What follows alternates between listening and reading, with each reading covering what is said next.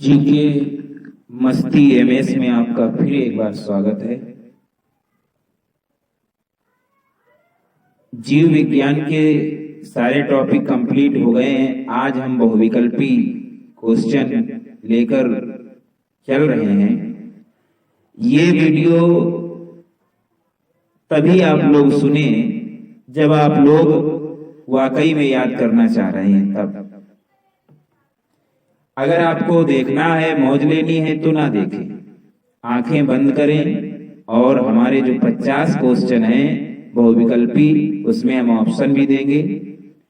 आप अपना आंसर पहले से ही मन में सोचे, आंखें बंद करके सुने। वायदा करते हैं कि आपको सब कुछ याद होगा। जो सामान्य विज्ञान लूसेंट की बुक है उससे ये क्वेश्चन लिए गए हैं और सारे क्वेश्चन धीरे धीरे कंप्लीट करा देंगे। 50 क्वेश्चंस आज हैं। चलो समय को ना बर्बाद करते हुए पहला क्वेश्चन, जीवन की मूलभूत इकाई क्या है? कोशिका, अंग, ऊतक, नाभिक।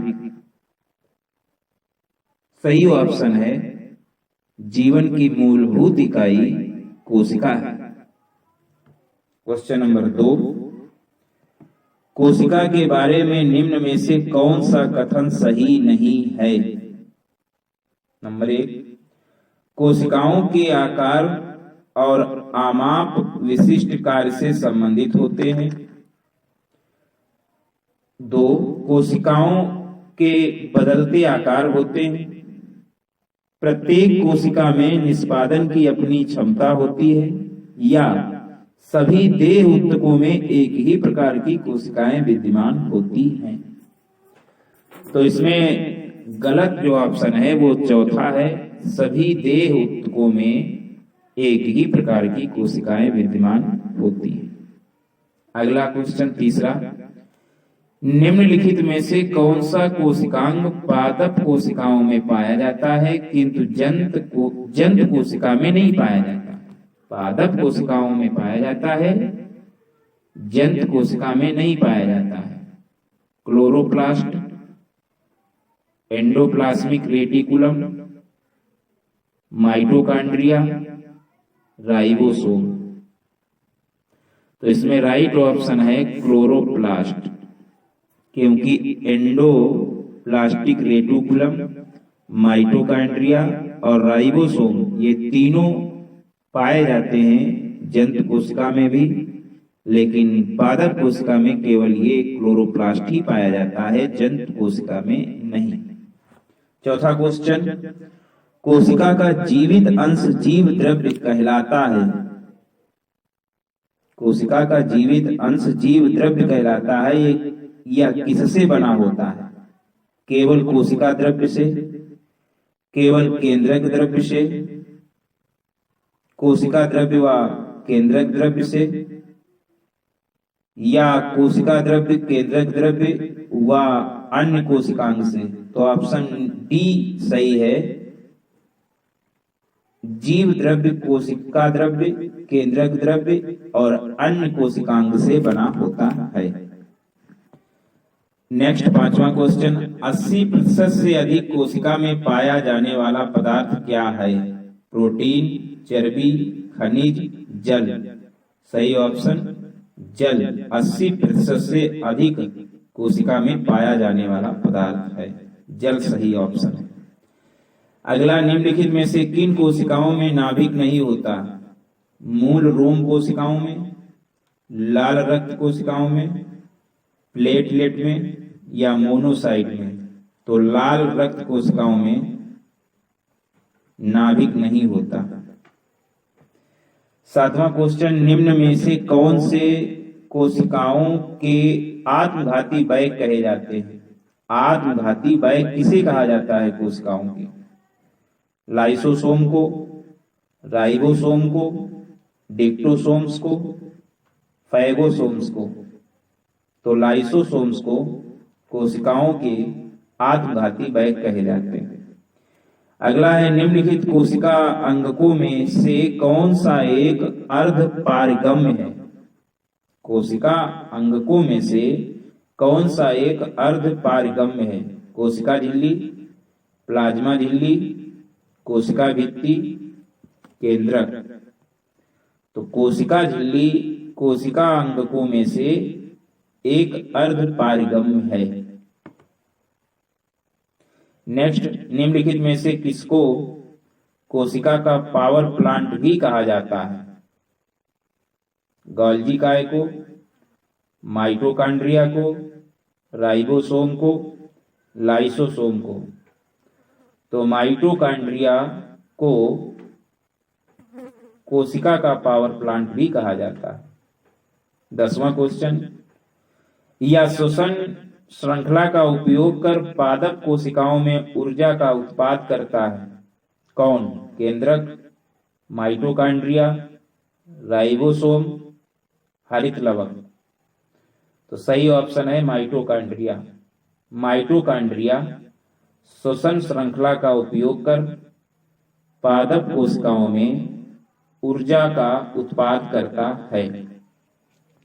11वां क्वेश्चन, मानव शरीर में मौजूद निम्नलिखित कोशिकाओं में से किसमें माइटोकॉन्ड्रिया नहीं पाया जाता? लाल रक्त कोशिका में, यकृत कोशिका में, मांसपेशी कोशिका में, या श्वेत रक्त कोशिका में? तो मानव शरीर में मौजूद निम्नलिखित कोशिकाओं में माइटोकॉन्ड्रिया नहीं पाया जाता है। तो लाल रक्त कोशिकाओं में, मानव शरीर में जो कोशिका होती हैं उनमें माइटोकॉन्ड्रिया नहीं पाया जाता है, लाल रक्त कोशिका में। नेक्स्ट क्वेश्चन है, कोशिका में केंद्रक के अलावा किस कोशिकांग में डीएनए होता है? अंतःद्रव्य जालिका में, गाल्जी उपकरण में, लाइसोसोम में, या माइटोकॉन्ड्रिया में? तो सही ऑप्शन है डी, यानी माइटोकॉन्ड्रिया। कोशिका में केंद्रक के अलावा माइटोकॉन्ड्रिया कोशिकांग में डीएनए होता है। 13वां क्वेश्चन है, न्यूक्लियस के बाहर डीएनए कहाँ मिलता है? न्यूक्लियस के बाहर डीएनए गोल्जी काय में मिलता है, अंतःद्रव्य जालिका में मिलता है, या माइटोकॉन्ड्रिया में, या राइबोसोम में? तो न्यूक्लियस के बाहर डीएनए माइटोकॉन्ड्रिया में मिलता है। नेक्स्ट क्वेश्चन, डीएनए का संबंध जिस अतिमूल प्रोटीन से है उसे क्या कहते हैं? 14वां क्वेश्चन है, डीएनए का संबंध जिस अतिमूल प्रोटीन से है उसे क्या कहते हैं? गैर एल्ब्यूमिन या हिस्टोन, गैर हिस्टोन या एल्ब्यूमिन? तो सही ऑप्शन है हिस्टोन। डीएनए का संबंध जिस अतिमूल प्रोटीन से है उसे हिस्टोन कहते हैं। नेक्स्ट क्वेश्चन, जीव विज्ञान में डीएनए का पूर्ण रूप क्या है? जीव विज्ञान में डीएनए का पूर्ण रूप क्या है? Deoxyribo nucleic acid, digital network architecture, तेजी से मत चले, मनोनीति राष्ट्रीय प्राधिकरण? तो सही ऑप्शन ए है। जीव विज्ञान में डीएनए का पूर्ण रूप डीऑक्सीराइबो न्यूक्लिक एसिड है। 16वां क्वेश्चन, नेक्स्ट क्वेश्चन, डीएनए की पॉलीन्यूक्लियोटाइड श्रृंखला में क्या समाविष्ट होता है? नंबर 1, एक नाइट्रोजनी क्षारक डीऑक्सीराइबोस सकरा और फास्फेट समूह। 2, एक नाइट्रोजनी क्षारक राइबोस सकरा और फास्फेट समूह। सी, डीऑक्सीराइबोस सकरा, राइबोस सकरा और फास्फेट समूह। डी, केवल एक नाइट्रोजनी क्षारक और फास्फेट समूह। तो सही ऑप्शन ए। डीएनए की पॉलीन्यूक्लियोटाइड श्रृंखला में एक नाइट्रोजनी क्षारक डीऑक्सीराइबोस सकरा और फास्फेट समूह समाविष्ट होता है। 17वां क्वेश्चन, डीएनए के संबंध में निम्न कथनों में से कौन सा सही है? नंबर 1, डीएनए सभी जीवित जीवों का आनुवांशिक पदार्थ होता है।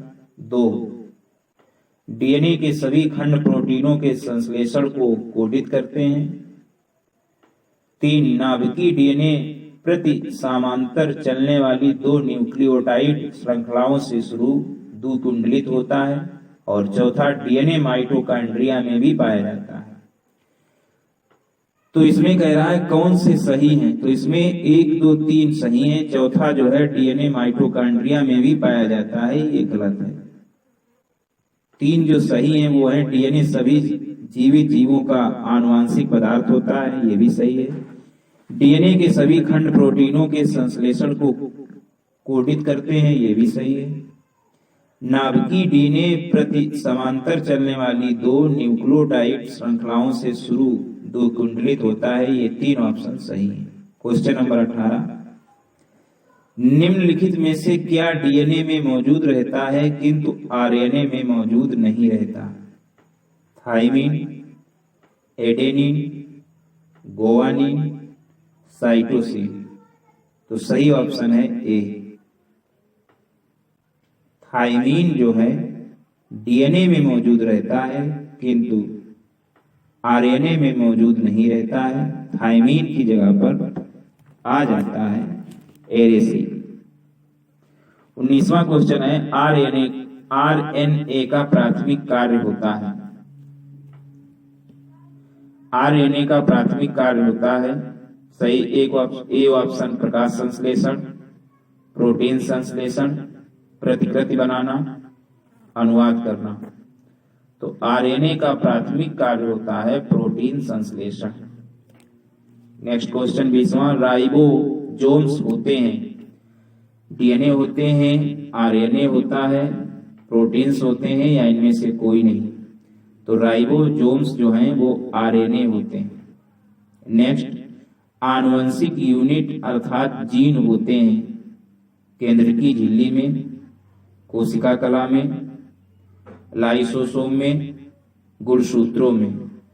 तो आनुवंशिक यूनिट अर्थात जीन गुणसूत्रों में होते हैं। 22 क्वेश्चन नंबर 22, डीएनए की द्विसूत्री संरचना का पता लगाया था किसने? मॉर्गन ने, वाटसन और क्रिक ने, हरगोविंद खुराना ने, डी ब्रीज ने। तो डीएनए की द्विसूत्री संरचना का पता वाटसन और क्रिक ने लगाया था। सबसे पहले डीएनए को अलग किसने किया था? फ्रेडरिक हॉफमिस्टर ने, अल्ब्रेक्ट कोशेल ने, या फोबस लोवेने ने, या वाटसन और क्रिक ने? तो सबसे पहले डीएनए को अलग फ्रेडरिक हॉफमिस्टर ने किया था। अगला है डीएनए के 2 स्ट्रैंड बंधे होते हैं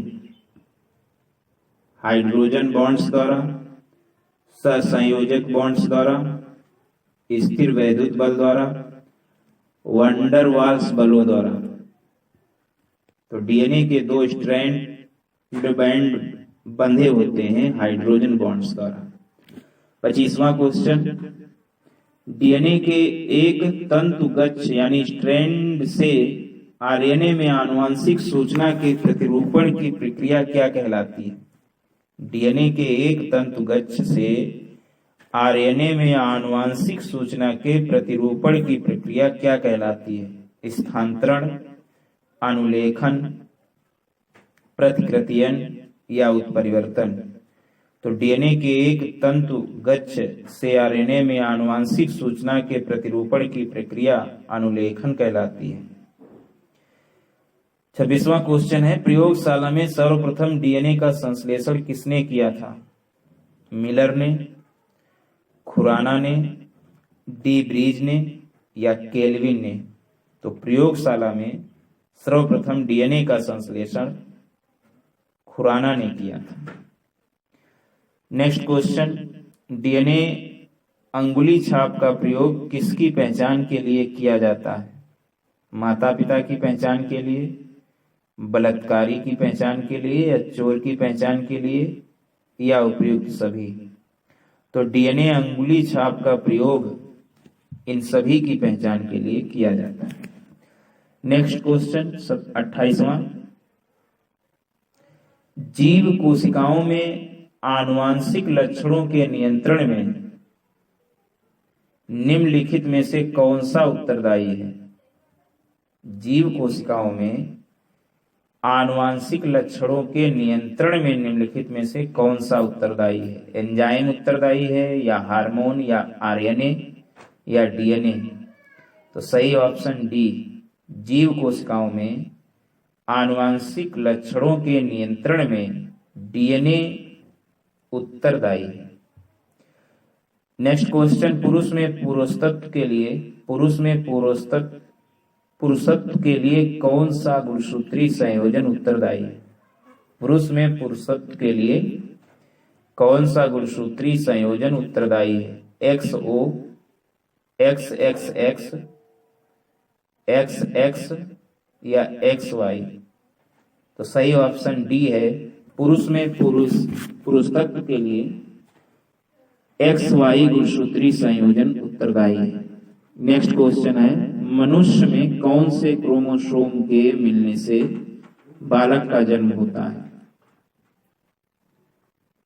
पुरुष का XY, स्त्री का X, पुरुष का XY, स्त्री का Y, पुरुष का Y स्त्री का X, पुरुष का Y स्त्री का Y? सही ऑप्शन सी, मनुष्य में पुरुष का Y स्त्री का X क्रोमोसोम्स मिलने से बालक का जन्म होता है। पुरुष का Y और स्त्री का X। अगला है, शरीर में लगी चोट की मरम्मत के लिए किस प्रकार के सेल विभाजन का प्रयोग किया जाता है? केवल समसूत्रण, केवल अर्धसूत्री विभाजन, माइटोसिस और मियोसिस दोनों, ना समसूत्रण और ना ही अर्धसूत्री विभाजन? तो सही ऑप्शन है ए, केवल समसूत्रण। तो शरीर में लगी चोट की मरम्मत के लिए केवल समसूत्रण सेल विभाजन का प्रयोग किया जाता है। नेक्स्ट क्वेश्चन, गुणसूत्रों की आकृति विज्ञान का अच्छी तरह से अध्ययन किससे किया जा सकता है? गुणसूत्रों की आकृति विज्ञान का अच्छी तरह से अध्ययन मध्यावस्था से किया जा सकता है, ना अंतरावस्था से, ना पूर्वावस्था में, ना जाइगोट-टीन में। अगला ऑप्शन है, विषाणु में निम्नलिखित में से कौन सी एक विशेषता नहीं होती? डीएनए या आरएनए की मौजूदगी, परपोषी कोशिका के भीतर प्रजनन, स्वभाव से पूरी तरह परजीवी, कोशिका भित्ति की मौजूदगी? तो ऑप्शन नंबर डी, विषाणु में कोशिका भित्ति की मौजूदगी नहीं होती, बाकी डीएनए या आरएनए की मौजूदगी भी होती है, परपोषी कोशिका के भीतर प्रजनन भी होता है, स्वभाव से पूरी तरह परजीवी भी होते हैं, केवल कोशिका भित्ति की मौजूदगी नहीं होती। अगला है, विषाणुओं में होता है केवल डीएनए, केवल आरएनए, केवल डीएनए, या तो आरएनए या तो डीएनए? तो ऑप्शन नंबर डी सही है, विषाणुओं में या तो आरएनए होता है या डीएनए होता है। 35वां क्वेश्चन है, पौधों को संक्रमित करने वाले अधिकांश विषाणुओं में क्या होता है? पौधों को संक्रमित करने वाले अधिकांश विषाणुओं में क्या होता है? एकल तंतुगुच्छ वाला डीएनए, एकल तंतुगुच्छ वाला आरएनए, दोहरे तंतुगुच्छ वाला डीएनए और आरएनए, या केवल दोहरे तंतुगुच्छ वाला आरएनए? ऑप्शन नंबर डी सही है, पौधों को संक्रमित करने वाले अधिकांश विषाणुओं में केवल दोहरे तंतुगुच्छ वाला आरएनए होता है। नेक्स्ट क्वेश्चन, निम्नलिखित कथनों में से कौन सा सही है? विषाणु संक्रमित कर सकते हैं जीवाणुओं का, कवकों को, पादपों को। तो इसमें तीनों सही हैं। विषाणु जो है जीवाणुओं को भी, कवकों को भी, पादपों को भी संक्रमित कर सकते हैं। 37 क्वेश्चन नंबर 37, निम्नलिखित में से सर्वप्रथम किस वायरस की खोज हुई थी? Polio, HTLV, TMV, HIV? तो ऑप्शन नंबर सी सही है, TMV वायरस की सर्वप्रथम खोज हुई थी। अगला है एड्स मानव प्रतिरक्षाहीनता विषाणु यानी HIV के द्वारा होता है जो है रिट्रोवायरस, प्रतिरक्षा विषाणु, आर्बोवायरस या लेंटेवायरस। मतलब एड्स मानव प्रतिरक्षाहीनता विषाणु HIV द्वारा होता है। ये HIV कैसा वायरस है? रिट्रोवायरस है, प्रतिरक्षा विषाणु है, या आर्बोवायरस है, या लेंटेवायरस है? तो HIV जो है वो रिट्रोवायरस है। जंतुओं में होने वाली फूट एंड माउथ रोग किसके कारण उत्पन्न होता है? जीवाणु द्वारा, कवक द्वारा, प्रोटोजोआ द्वारा, विषाणु द्वारा। तो जंतुओं में होने वाली फूट एंड माउथ रोग जीवाणु द्वारा उत्पन्न होता है। अगला है इबोला क्या है? इबोला वायरस है, बैक्टीरिया है, या प्रोटोजोआ है, या कवक है? तो इबोला जो है ये वायरस है। 41वां क्वेश्चन है दूध के दही के रूप में जमने का कारण क्या है? माइकोबैक्टीरियम या स्टेफाइलोकोकस या लैक्टोबैसिलस या ईस्ट? तो दूध के दही के रूप में जमने का कारण लैक्टोबैसिलस है। निम्नलिखित में से कौन सा नाइट्रोजन फिक्सिंग बैक्टीरिया है? तो नाइट्रोजन फिक्सिंग बैक्टीरिया साल्मोनेला है, कि राइजोबियम है, या स्यूडोमोनास है, या ई कोली है? तो राइजोबियम जो है वो नाइट्रोजन फिक्सिंग बैक्टीरिया है। इसमें बी ऑप्शन सही है। अगला है क्वेश्चन सिम्बियोटिक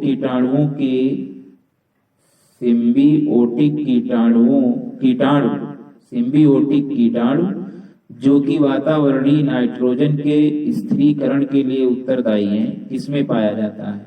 मटर में, गेहूं में, मक्का में, जई में?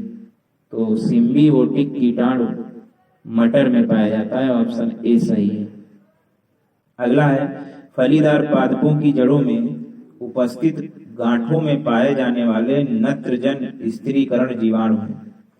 फलीदार पादपों की जड़ों में उपस्थित गांठों में पाए जाने वाले नत्रजन स्थिरीकरण जीवाणु हैं मृतोपजीवी, प्रोटोघटनी, सहजीवी, पराश्रयी। तो फलीदार पादपों की जड़ों में उपस्थित गांठों में पाए जाने वाले नत्रजन स्थिरीकरण जीवाणु जो हैं वो सहजीवी हैं, ऑप्शन नंबर सी सही है। अगला 45वां क्वेश्चन है आनुवंशिक हेरफेर द्वारा प्राकृतिक पृथक्कृतों से विकसित जीवाणुओं का कौन सा जीवाणु विभेद समुद्र में बिखरे तेल का निवारण करने के लिए उपयोग में लाया जा सकता है? आनुवंशिक हेरफेर द्वारा प्राकृतिक पृथक्कृतों से विकसित जीवाणुओं का कौन सा जीवाणु विभेद समुद्र में बिखरे तेल का निवारण करने के लिए उपयोग में लाया जा सकता है? Agrobacterium, clostridium, Nitrosomonas, Pseudomonas? तो ऑप्शन नंबर डी सही है। स्यूडोमोनास जो है ये आनुवंशिक हेरफेर द्वारा प्राकृतिक पृथक्कृतों से विकसित जीवाणुओं का जीवाणु विभेद समुद्र में बिखरे तेल का निवारण करने के लिए उपयोग में लाया जा सकता है। अगला क्वेश्चन है प्रशीतन यानी रेफ्रिजरेशन खाद्य परिरक्षण में मदद करता है। प्रशीतन मतलब फ्रीज जिसे कहते हैं, रेफ्रिजरेशन। प्रशीतन खाद्य परिरक्षण में मदद करता है जीवाणुओं को मारकर, जैव रासायनिक अभिक्रियाओं की दर को कम कर, एंजाइम क्रिया नष्ट कर, या खाद्य पदार्थ को बर्फ की परत से ढककर। तो ये सही ऑप्शन बी है। प्रशीतन जो है खाद्य परिरक्षण में मदद करता है जैव रासायनिक अभिक्रियाओं की दर को कम कर। नेक्स्ट क्वेश्चन अवायवीय स्थिति में जैविक पदार्थ के जीवाणु अपघटन को क्या कहते हैं? अवायवीय स्थिति में जैविक पदार्थ के जीवाणु अपघटन को किण्विनीकरण कहते हैं, या उर्वरीकरण कहते हैं, या संदूषण कहते हैं, या कंपोस्टिंग कहते हैं? तो अवायवीय स्थिति में जैविक पदार्थ के जीवाणु अपघटन को किण्विनीकरण कहते हैं। अगला है जीवों के निम्नलिखित प्रकारों में से छत्रक किससे संबंध है? जीवों के निम्नलिखित प्रकारों में से छत्रक किससे संबद्ध है? शैवाल से, फर्न से, कवक से या लाइकेन से?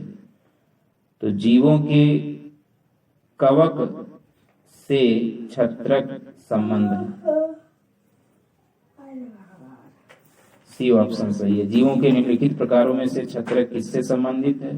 तो छत्रक जो है कवक से संबंधित है। 49वां क्वेश्चन, सामान्य खाद्य छत्रक क्या होता है? कवकीय बीजाणुओं का पुंज, कवक तंतु का प्रकार, कसकर ठसाठस भरे कवक जाल या अलैंगिक बीजाणु पैदा करने के लिए प्रयुक्त संरचना?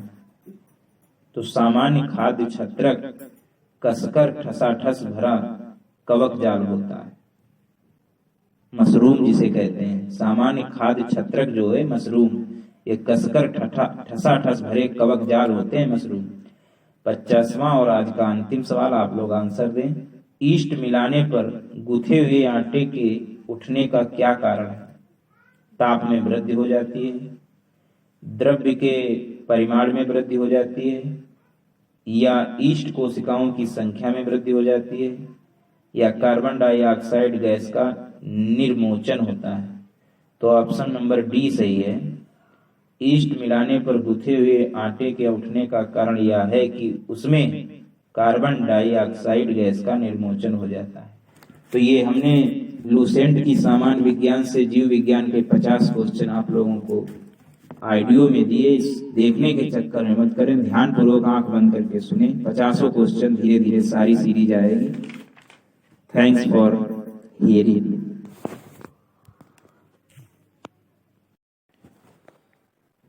जीके मस्ती एमएस में आपका फिर एक बार स्वागत है। जीव विज्ञान के सारे टॉपिक कंप्लीट हो गए हैं। आज हम बहुविकल्पी क्वेश्चन लेकर चल रहे हैं। ये वीडियो तभी आप लोग सुने जब आप लोग वाकई में याद करना चाह रहे हैं तब। अगर आपको देखना है, मौज लेनी है तो ना देखें, आंखें बंद करें और हमारे जो 50 क्वेश्चन हैं बहुविकल्पी, उसमें हम ऑप्शन भी देंगे। आप अपना आंसर पहले से ही मन में सोचे, आंखें बंद करके सुने। वायदा करते हैं कि आपको सब कुछ याद होगा। जो सामान्य विज्ञान